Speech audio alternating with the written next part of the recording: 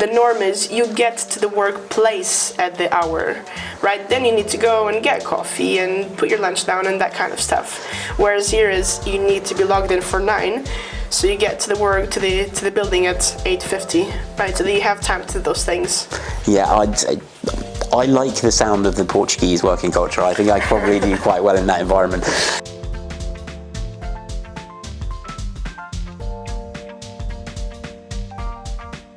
Hi, welcome to AXA's International Healthcast. I'm your host, Chris, and I'm here today with Carolina. Hi, Carolina, thanks for coming in. Hi, Chris, thank you for having me.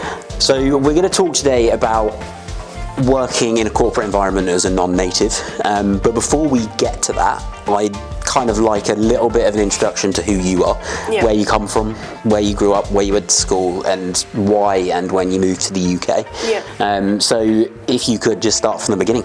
Yeah, of course. So I moved to the UK with my family when I was quite young. I was 14, 15. So yeah, a couple of years ago, 12, 13 years ago, more or less, yeah. And I finished school here, studied here at university, got my degree here, and this is also where I first started my actual professional career. So I moved from Portugal. I'm originally from Portugal.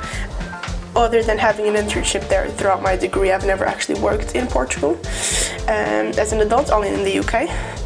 And I guess, the reason why we moved really was for work, my parents at the time, and also the possibilities in the UK that I guess you don't have in Portugal is one of the reasons why we moved. Yeah, that's interesting that you said that you've never worked in Portugal. Yeah. And so kind of your first job, like your first corporate job, was in a non-native language to you.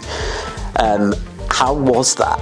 Like, like when did you first start to learn English? Yeah. But then also, having your first job and trying to kind of integrate into a corporate environment when it's not your first language. Did you find that difficult?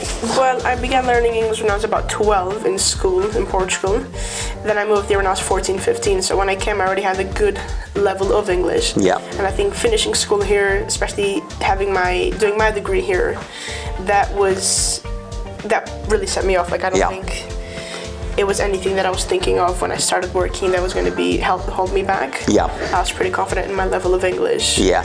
So I don't think that was a struggle at all because I had all my studies for so long before that in English. Oh, so you studied in English? So, okay. Because I was thinking that I did about 7 years of German when I was at school. And I never really got much further than ordering a pizza. No, but everything was taught in English. Okay, fine. Yeah.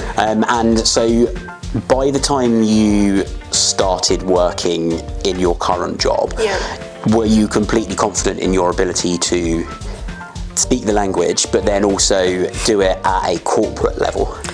I think so. I think as I studied an international business degree, there was a lot of essay writing, a lot of presentations, and there needs to be a certain formality. Yeah. So I think having those couple of years throughout my degree definitely helped me in that sense.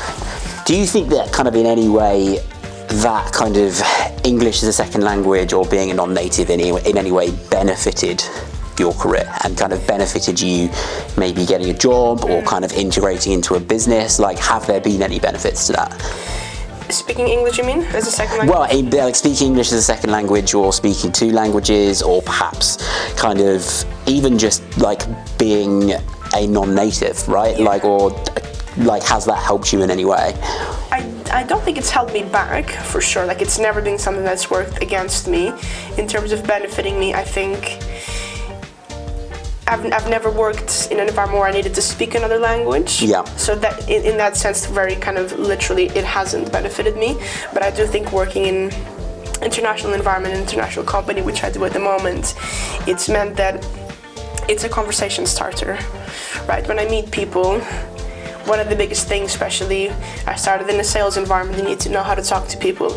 When you introduce yourself and say, oh, hi, my name is Caroline, I'm from Portugal, that just starts a conversation. Yeah. And that's how you build relationships with people. Yeah. People remember you that way. So I think in that sense, in terms of speaking to people, getting to know them, that's probably something that stands out about myself. Okay. And so it actually sounds like a really positive experience. Yeah. What about the negatives? So have you ever felt kind of out of place, or have you ever felt that you had to work harder, or that you had to do things differently? Yeah. Or act in a different way from people who were natives? Like, what have the struggles been? I've not had a negative experience in that sense. Again, I think because I do work in an international company, we're based in the UK, so there's a lot of UK British employees, but there's quite a mix as well. So I don't think it's ever worked against me, but I do think not being based in the UK and not being English, whoever you are, whatever country you're from, there's always that thing in the back of your head, and I think most people will agree with this, that you just have to work a little bit harder to prove yourself that you deserve to be here as much as everyone else. And it's not like I've been made to feel this way, but things like Brexit, for example, you do just have to kind of show, I'm just as capable of doing the job, speaking the language, fitting into the culture of the company as anyone else. And I think that goes for anyone from any cultures, any countries. Yeah. So kind of on the topic of like general culture, and kind of you talked about culture a little bit there, were there any surprises to you kind of about corporate culture, but also you said when you moved when you were a teenager, were there any surprises at that point about UK culture compared to Portuguese culture, but also once you got into the workplace, UK culture versus Portuguese culture? Yeah, well, I think with the workplace, there's very much, I think in Portugal, and maybe quite a bit of Europe, Southern Europe, you work to live, right? You work to then be able to enjoy life outside of work. Whereas I think here's maybe a little bit more the other way around. Not everywhere, and of course not every company they work for, but I think there's much more focus on your work life and doing well and progressing and promotions and salary. That matters a lot more here than it does in Portugal. So that means then you get to not enjoy life less, but it's not, the priorities are a little bit different. Yeah. So I think that was something that I didn't know, and I probably become very used to it, and I think I'm probably a lot more English in that sense than I am Portuguese, just because I feel like I've learned that here, right? I've started that part of my life here, and that's what I know, even though I have an idea of what it's like there. This is all I've known, really. In terms of, in general, culture, the architecture, like, I was really surprised. I'd never been to the UK. Yeah. So architecture-wise, I was really like, well, what are all these brick houses? Yeah. So yeah, I guess. I suppose it could be maybe a little bit easier, right, when you've never had to work in Portugal, because you moved over when you were a teenager. I suppose, like, if you'd kind of got used to Portuguese work culture, and then you came over to work in the UK, and then you had to kind of integrate into UK work culture, it might have been a little bit more difficult. What about for your parents then? Like, you came over with your parents, did they find it difficult? Yes, I think so, and I still think they do. They moved when they were, of course, a lot older. When I think I moved at an age where I was quite. It's definitely shaped me being here, right? So like, it's shaped who I am and having a mix of those cultures. But I think when my parents were a little bit older, getting used to the language, getting used to just how things work. If you have to sign up to a GP and how you go about sending a job application, those kind of things. I think those things were things that they didn't know about. We had family and friends close by that, of course, helped at the time, but I think just how the country works, how things move, right? I think that was definitely something that they didn't know much about before they moved. Yeah, and do you think as a teenager you picked those things up quicker? So do you think it was easier for you? Maybe.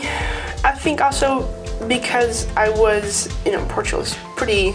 There's a bit of mix of cultures as well in Portugal. Maybe not as much as in the UK, but I was exposed to quite a few different backgrounds. So that coming here and being exposed to different cultures, languages, that wasn't something that was that much of a shock to me.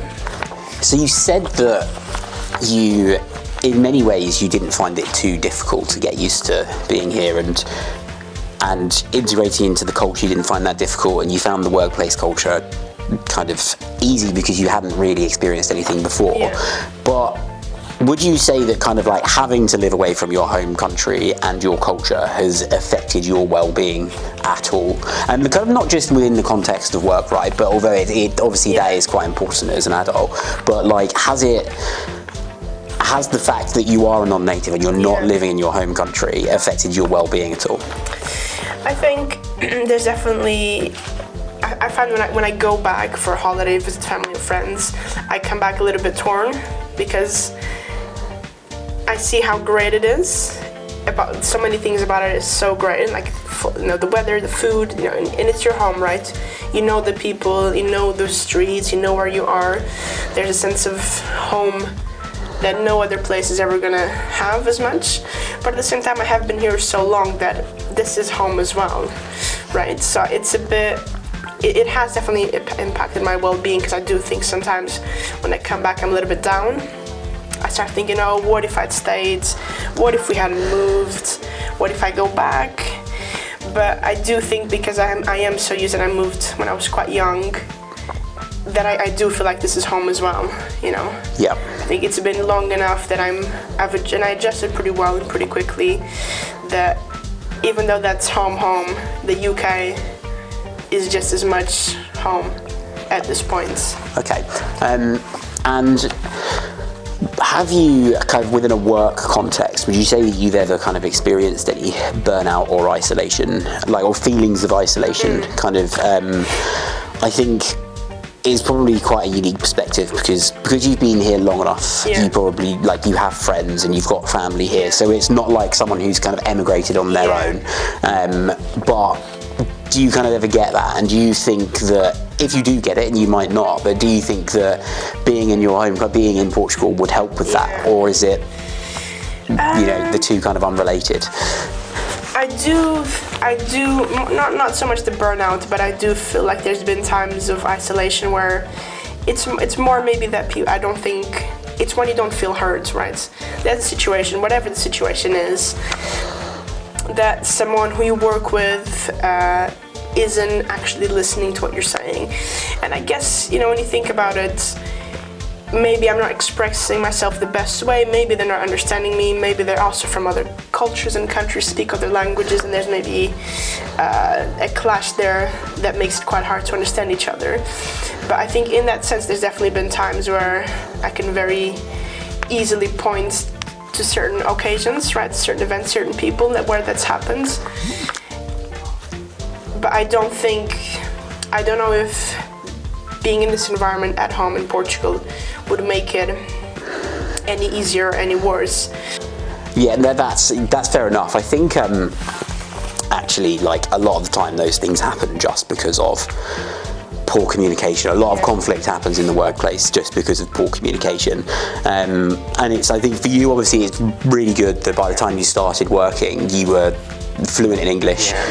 You'd done your degree in English, and I think that I've had situations kind of in my career where I can sometimes be quite an abrasive person, right? And I know that, and I know that I can kind of cause conflict just by kind of being the person that I am. Although, I know that I'm generally quite an easy person to work with.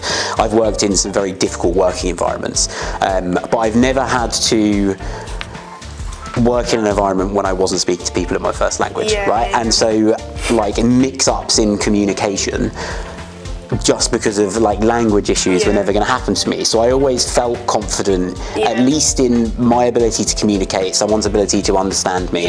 And so I think it's really good for you that you felt confident this entire time. And I think maybe that could have had a negative impact. I think if you hadn't felt confident in your language abilities, that might have made it a little bit more difficult when you started 100%. working. So obviously it sounds like kind of up to this point that your career has gone really well. Would you say that there was kind of any kind of turning point, right? So in your career where you really started to feel confident and you started to think, I'm really going somewhere, I'm enjoying working in this company, I'm enjoying working in this country, and I kind of feel confident going forward. Has there ever been a moment like that, or has it been kind of a slow progress, kind of just, Yes, it's definitely. I think there was a moment where I was promoted to a role that had never been there before, as kind of a trial to see, let's see if it works. And that came from someone senior to me. It was kind of, I was ready to move on and to progress, and I was really open about that. And there was an opportunity for me to step up into a team lead role that had never been there, it never existed. It was, let's see if this works, and having that vote of confidence and that trust from someone quite senior to me, is kind of taking a chance on it, was definitely something that boosted my confidence a lot. I don't think I wasn't confident before, but that was very much kind of a step in the right direction, like I'm doing something right. Yeah. And is there kind of anything from your background and upbringing that maybe that you have, because you're from Portugal, that maybe other people don't have? Maybe not just because you're from Portugal, but anything's kind of like specific to you that you gained from your upbringing that you think kind of like got you into that position where you were able to be promoted, ready to be promoted, and also kind of ready to thrive in kind of like a leadership role? Not necessarily in relation to being Portuguese, but I think there is definitely, I was the first kind of generation university student in my family. So my parents didn't, and my grandparents didn't study. And there was a very big, not pressure, but there was kind of a push, we need to do well in school, go and study, get your degree, go into the corporate world and do well, right? And when you're younger, I kind of just did it because I did well in school, so that was quite relatively easy. But I didn't realize how much that would then have an impact in the workplace, because I am really ambitious and I want to go and get something, and I will do my best to go and get it. Yeah. So I think at the time I didn't know what that was going to do for me in the future, but that's definitely made me really eager and really ambitious and wanting to develop quite quickly, and I think that's kind of reflected in my very short career. Yeah. And you said earlier that you did an internship. Yeah. And was that in Portugal? That was in Portugal. So how was that compared to the UK? So that was during my degree, so I was there for about 4 months. The biggest difference, and I think this is quite stereotypical, but I will still say it, was punctuality. Right. I think it was either 9:30 that we started, or 9 till 6. And I was there about 5-10 minutes early, right? You get to the building, I get to my desk 5-10 minutes early to be logged in by 9 or by 9:30. Where I found that, and this was pointed out by a lot of my Portuguese coworkers to me, is how early I was every single day. Because people are walking through the door at 9, walking in the building, going up the stairs at 9 or 9:30, right? Get in, put your coat down, put your lunch in the fridge kind of thing, and they start working just before 10, So there is a big difference in that, and that was quite, every single day was pointed out, because I was always the one that was early, and I think that's probably quite English of me. Yeah, and that's actually really interesting. I think I've worked quite a lot of jobs in the UK, and I've never had a job where you're not expected to be punctual. I'm not sure that, like, maybe those jobs do exist, right? Because there are more casual working environments. But do you feel like it was definitely kind of like more of a cultural thing where it's accepted? 100%, because that was a corporate environment as well, but I think the norm is you get to the workplace at the hour, right? Then you need to go and get coffee and put your lunch down and that kind of stuff. Whereas here is you need to be logged in for 9, so you get to the building at 8:50, right? So that you have time to do those things. Yeah, I like the sound of the Portuguese working culture. I think I probably do quite well in that environment. That's actually really interesting. I think from my perspective, like, I tend to be punctual, and I think it might be something to do with UK work culture because of meetings, right? So, and that's the problem. And it may have been kind of, what year did you do your? So this was end of 2019, early 2020, just before COVID. Just before COVID, and it may be actually that.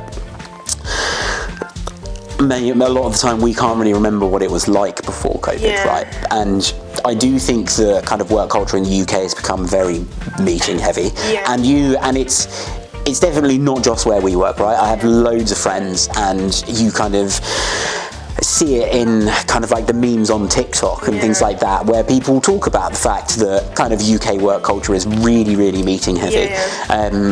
And it doesn't allow you to be that kind of, it doesn't allow you to be that lax with your timing, because like a lot of the time you will have a 9 o'clock meeting to start with, or you will have a 10 o'clock meeting, but you need to get your work done before that 10 o'clock meeting starts.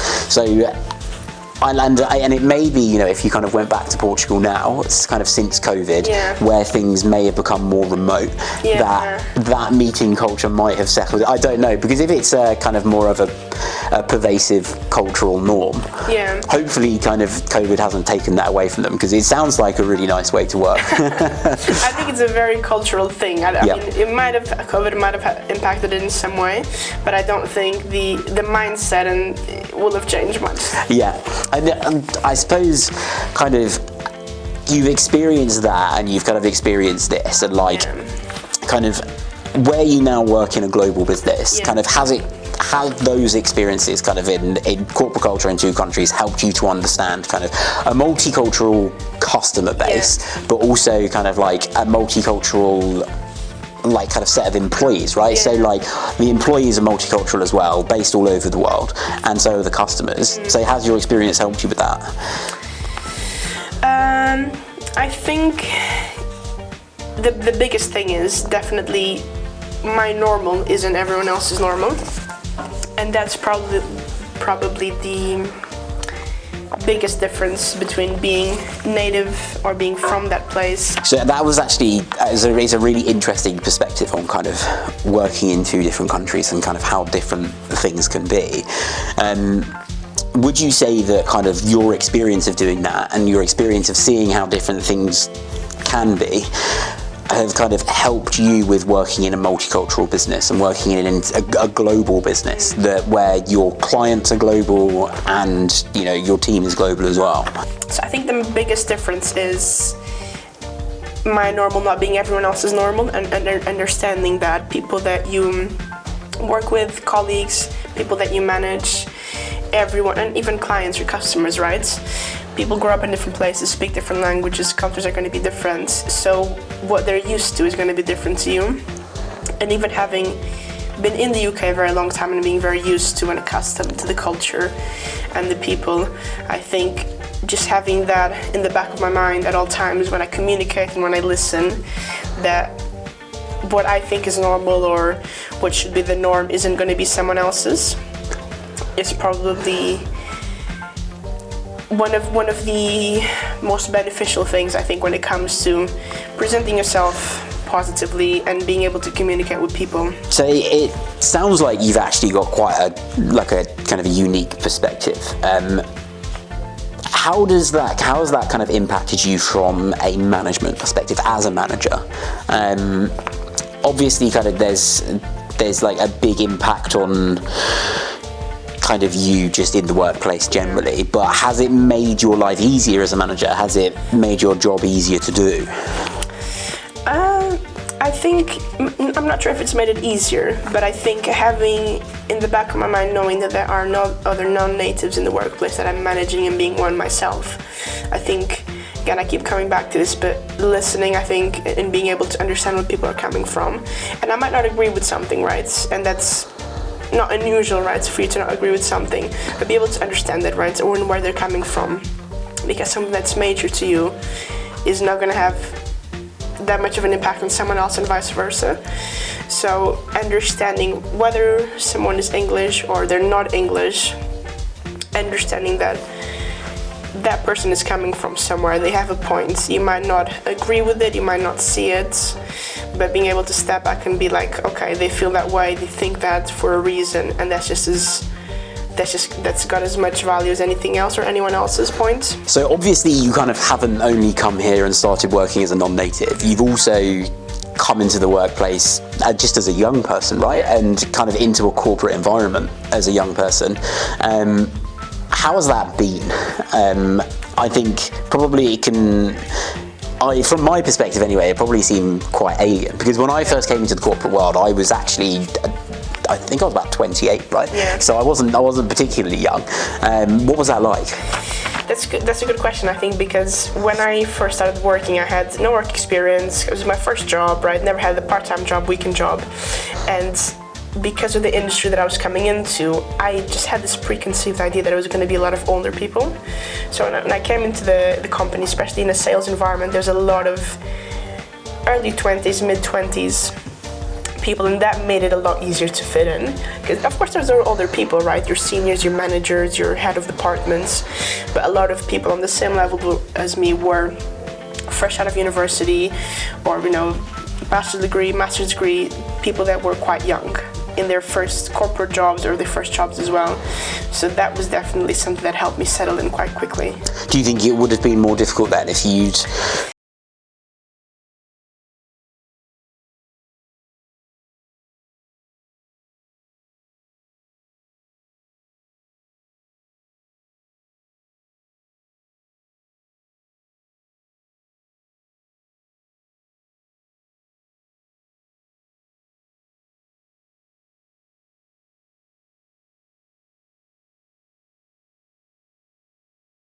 once a year we release a Mind Health report, and we tend to find that young people, at least 18 to 24 year olds anyway, struggle a lot more than their older counterparts, kind of particularly the non-natives. Now, from your perspective then, kind of having that, and having that ability to kind of be around people your old age, like that, does that make it easier on not just your mental health but just your well-being in general, right? Because it's not just about work, it's also about outside of work, and kind of that, like that feeling of struggling or flourishing, like that's everything, it's all encompassing, it's not all about work. But having people your own age, do you think that's kind of the big difference maker? For me, I think it was, because if most of the people that I was working with were a lot older, it would just been a lot easier, a lot more difficult to relate to them, right? So not only would have I had the struggle of not being native, but having also different age groups around me, right? Not like my peers and people that were probably into the same things outside of work, have the same interests.